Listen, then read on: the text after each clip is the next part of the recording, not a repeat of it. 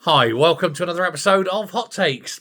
Patrick Harvie has been told to stand up, be a man, and take responsibility for his own part in the oil and gas industry's big worries, really. The damage that's being done to it by his demonisation of the sector, his absolute loathing for oil and gas has now put all those jobs at risk. He is going, without a doubt, to damage the entire Scottish economy.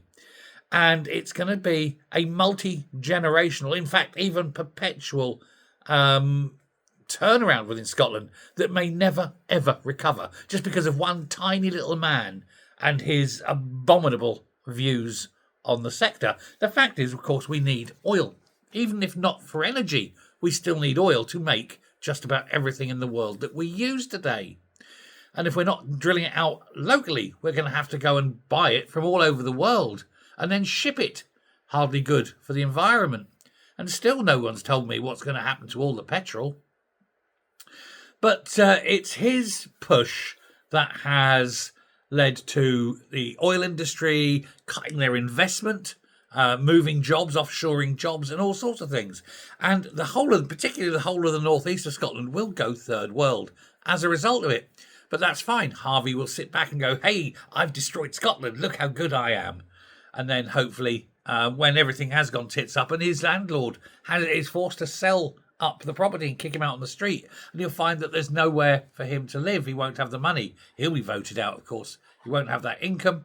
The banks won't touch him if he hasn't got an income. And he'll be resorting to living in a cardboard box. Except, of course, cardboard boxes need oil to make them, you know. Weird, isn't it?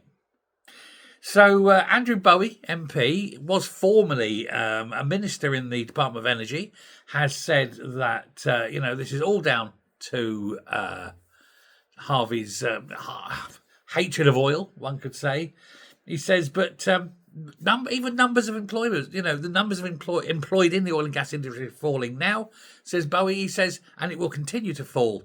He says, and it's people like Harvie and the Greens generally who are to blame. He says, so when the people of Scotland find one day that their economy is shot, that there are no jobs, that there are no services because nobody's working to pay into the system, they said they want everyone in Scotland to point their finger at the Greens and at Harvie and say, this was your fault.